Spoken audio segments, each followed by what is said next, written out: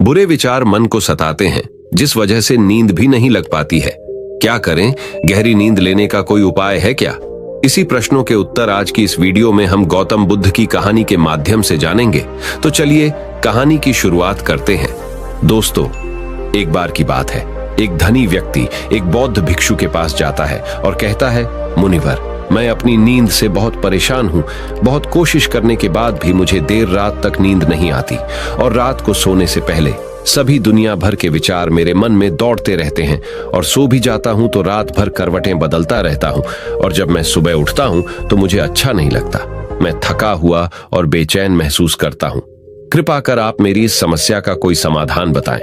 बौद्ध भिक्षु ने कहा, इससे पहले कि मैं आपको आपकी समस्या का समाधान बताऊं, मैं आपको गौतम बुद्ध की गहरी नींद के रहस्य के बारे में एक छोटी सी कहानी बताना चाहता हूं। उस व्यक्ति ने कहा, जैसी आपकी इच्छा मुनिवर। बौद्ध भिक्षु कहने लगे, तथागत गौतम बुद्ध जब सोते थे तो रात भर उसी अवस्था में रहते थे, कभी करवट नहीं बदलते थे। रात को जिस अवस्था में सोते थे सुबह तक उसी अवस्था में रहते थे। गौतम बुद्ध के एक शिष्य आनंद थे जो अक्सर उनके पास सोते थे। आनंद को यह बात बहुत खल रही थी कि जब भी रात में आनंद की आंखें खुलती तो गौतम बुद्ध उसी भौतिक अवस्था में पूरी रात कैसे गुजार सकते थे। तो वह हमेशा जानता था कि गौतम बुद्ध एक ही अवस्था में सो रहे हैं। यह बात उसके मन में कई सवाल पैदा करती थी। लेकिन एक दिन भिक्षु आनंद अपनी जिज्ञासा को रोक नहीं पाए और वह गौतम बुद्ध के पास गए। आधी रात को उन्होंने गौतम बुद्ध को जगाया, उन्हें नींद से उठाकर बोला, तथागत मुझे क्षमा करें। मुझे पता है कि यह आपसे प्रश्न पूछने का सही समय नहीं है, क्योंकि आप दिन भर चलते रहते हैं और लोगों को धर्म का ज्ञान देते हैं और उनकी समस्याओं का समाधान करते हैं। लेकिन मेरी जिज्ञासा इतनी बढ़ गई है कि मैं सुबह तक का इंतजार नहीं कर सकता। इसलिए कृपया मेरे प्रश्न का उत्तर दें और मेरी जिज्ञासा को शांत करें।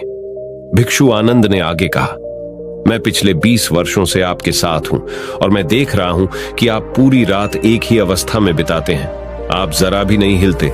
तो क्या आप वास्तव में सोते हैं या आप सोते ही नहीं? गौतम बुद्ध ने आनंद की ओर देखकर मुस्कुराते हुए कहा, मैंने अपने लिए सोने की सही मुद्रा खोज ली है। अब मुझे सोते समय हिलने डुलने की आवश्यकता नहीं है। मैं नींद में भी जागता रहता हूं। तब तक मेरा शरीर सोता है, पर मैं जागता रहता हूं। सवाल ये नहीं है कि शरीर नींद की अवस्था में चलता है या नहीं। शरीर स्थिर अवस्था में क्यों नहीं रह सकता? वास्तविक कारण मन है। मन ही है जो शांत और स्थिर नहीं रह पाता और यही कारण है कि हम नींद की अवस्था में भी अपने शरीर को हिलाते रहते हैं। लेकिन मैं इन सब बातों से परे आ गया हूं। अब मुझ में मन जैसा कुछ नहीं बचा। जब मैं सो जाता हूं तो मेरा शरीर मुर्दे जैसा हो जाता है। मन जैसा कुछ रहता ही नहीं। आनंद, क्या आपने कभी किसी मृत शरीर को अपनी अवस्था बदलते हुए देखा है? गहरी नींद की अवस्था में भी यह सारा काम हमारा मन ही करता है। एक बार मन स्थिर हो जाए, मन शांत हो जाए तो आपका शरीर गहराई में चला जाएगा। सो जाओ, लेकिन तुम भीतर से जाग जाओगे। भीतर से तुम सब कुछ अनुभव कर पाओगे। सोने के बाद भी अपनी जागरूकता एक छोटे से जलते हुए दीपक की तरह निरंतर प्रज्वलित होगा। कहानी समाप्त करने के बाद बौद्ध भिक्षु ने अमीर आदमी से कहा, एक प्रबुद्ध व्यक्ति न केवल अपने शरीर को पूरी जागरूकता के साथ देखता है, बल्कि वह अपने मन को भी पूरी जागरूकता के साथ देखता रहता है। एक प्रबुद्ध व्यक्ति की तरह नींद नहीं आती है। सामान्य व्यक्ति जब सोता है तो बेहोश हो जाता है। उन्हें अपने आसपास के बारे में पता नहीं चल पाता, इसलिए वह अपने सपने भी नहीं चुन पाते। लेकिन जब एक बुद्ध व्यक्ति सोता है तो वह जागता है। जैसे सुबह उसकी आंखें खुली होती हैं, वैसे ही एक बुद्ध भी एक व्यक्ति की तरह नींद में होता है। इसीलिए कहा जाता है कि एक बुद्ध व्यक्ति कभी नहीं सोता है। जब एक आम आदमी सो जाता है तो वह नहीं जानता कि वह कब सो जाता है। लेकिन अगर आप जागने और सोने के बीच के उस छोटे से क्षण में जागते रह सकते हैं, जब हम सोने के बहुत करीब होते हैं, तो कुछ आश्चर्यजनक होगा जो आपको जागरूकता के करीब ले जाएगा। यह सुनकर उस व्यक्ति ने कहा, मुनिवर आर्षि, मुझे इतनी गहरी आध्यात्मिकता की बातें समझ में नहीं आती। कृपया मुझे आसान शब्दों में समझाए कि मुझे गहरी नींद आसानी से क्यों नहीं आती। बौद्ध भिक्षु ने कहा, गहरी नींद न आने के मुख्य 5 कारण हैं। देर रात तक जागने और आसानी से नींद न आने के।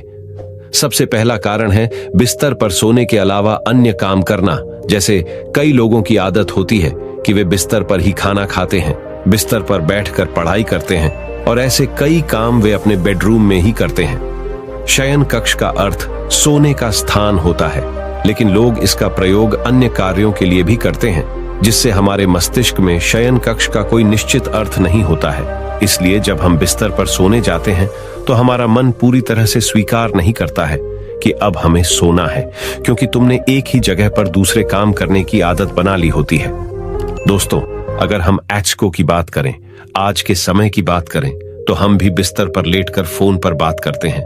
ऑफिस का काम बिस्तर पर बैठकर ही करते हैं, फिर चाहे वह मूवी देखना हो, खाना खाना हो, गेम खेलना हो या गपशप करना हो। आजकल लोग अपना ज्यादातर समय बिस्तर पर लेटे हुए बिताते हैं, जिसकी वजह से बिस्तर अब हमारे दिमाग में सिर्फ सोने की जगह नहीं रह गया है। और ये एक बड़ा कारण है कि जब हम बिस्तर पर जाते हैं तो घंटों तक नहीं सोते हैं। बौद्ध भिक्षु ने आगे कहा, बौद्ध आश्रमों में एक भिक्षु सुबह उठते ही अपना बिस्तर छोड़ देता है और फिर रात के समय ही वापस बिस्तर पर जाता है, जिससे उसके मस्तिष्क को पता चल जाता है कि बिस्तर पर जाने का मतलब है गहन निद्रा के अंदर चले जान, अच्छी और चैन की नींद न लेने का।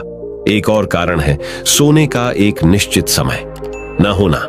बौद्ध भिक्षु ने कहा, यदि आप सुबह जल्दी उठना चाहते हैं और पूरी नींद के साथ सोना चाहते हैं तो आपको रात को जल्दी और एक निश्चित समय पर सोने की आदत डालनी होगी।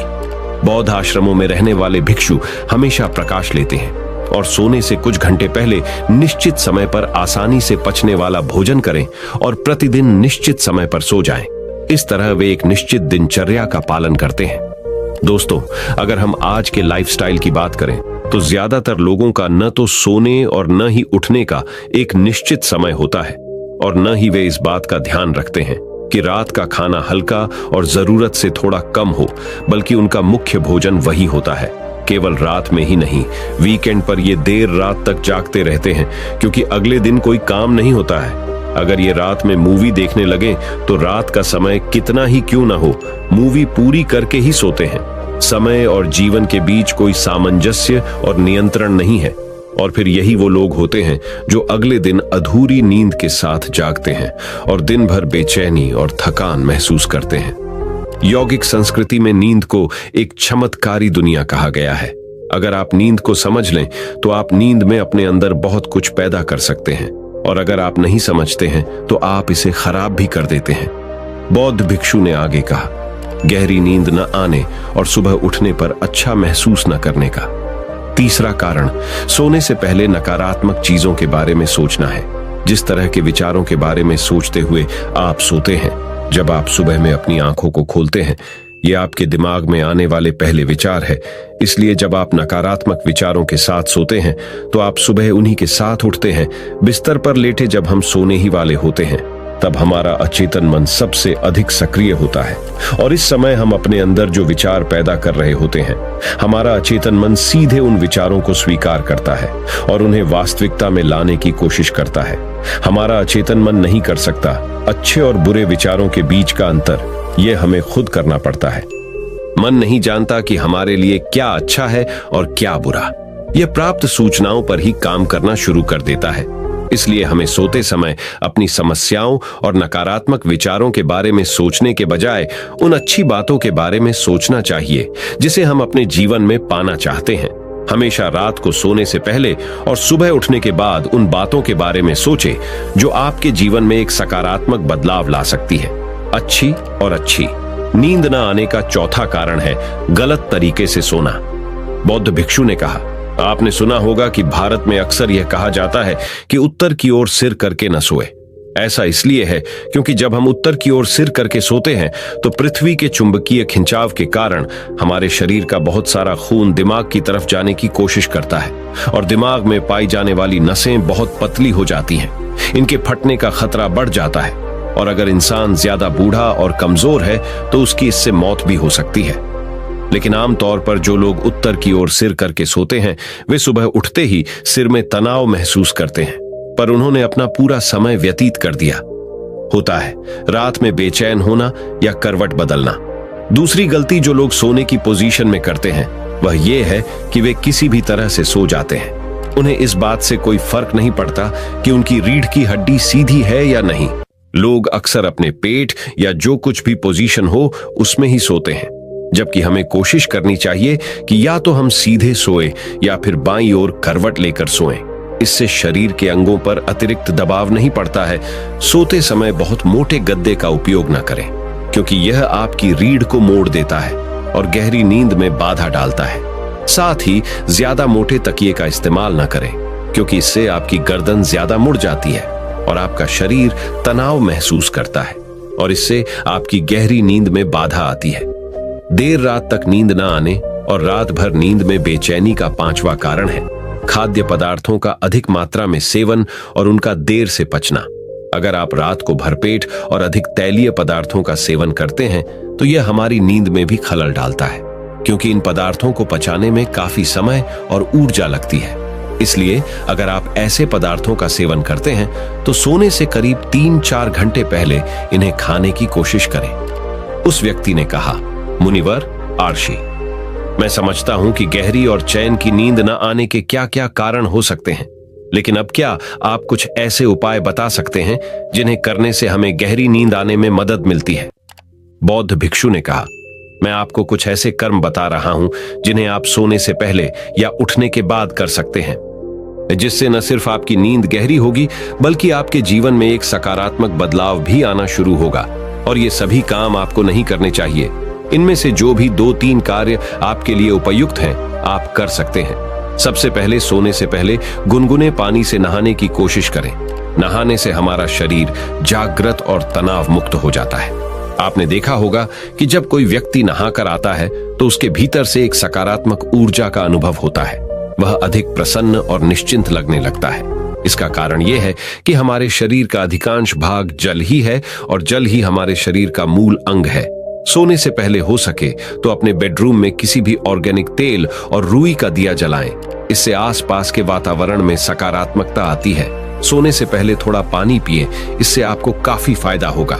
जब आप बिस्तर पर जाएं, सोने से पहले कुछ मिनटों के लिए ध्यान करें और आपके पास जो कुछ भी है उसके लिए आभार व्यक्त करें, या उन सभी अच्छी चीजों के बारे में सोचें जो आपने अपने दिन में की है। सोने से पहले एक बार याद कर लें कि आप नश्वर हैं, आप आज मर सकते हैं। ऐसा सोचने से आप अपनी छोटी छोटी समस्याओं की चिंता करना छोड़ देते हैं। सुबह उठते ही अपने दोनों हाथों को आपस में रगड़कर अपनी आंखों पर रख लें। इससे आपका शरीर जागृत होता है। और उठकर हमेशा दाहिनी करवट लें। हमेशा रात को जल्दी सोने की कोशिश करें ताकि आप सुबह जल्दी उठ सकें और पूरी नींद ले सकें। वही बुद्ध भिक्षु एक कहानी सुनते हैं। वो कहानी की शुरुआत कुछ इस प्रकार करते हैं। एक साधु से किसी व्यक्ति ने कहा कि उसके मन में चलते विचारों का सैलाब उसे बहुत परेशान कर रहा है। उस साधु ने उसकी तकलीफ दूर करने के लिए अपने एक मित्र साधु के पास भेजा और उससे कहा कि जाओ और उसकी दिनचर्या को ध्यान से देखो, वो तुम्हें जीने का सही तरीका बताएंगे। वह व्यक्ति गया। जिस साधु के पास उसे भेजा गया था वह धर्मशाला में रखवाला था। उसने वहां जाकर कुछ दिन तक उसकी दिनचर्या देखी, लेकिन उसे उसमें कोई खास बात दिखाई नहीं पड़ी जिससे कुछ सीखा जा सके।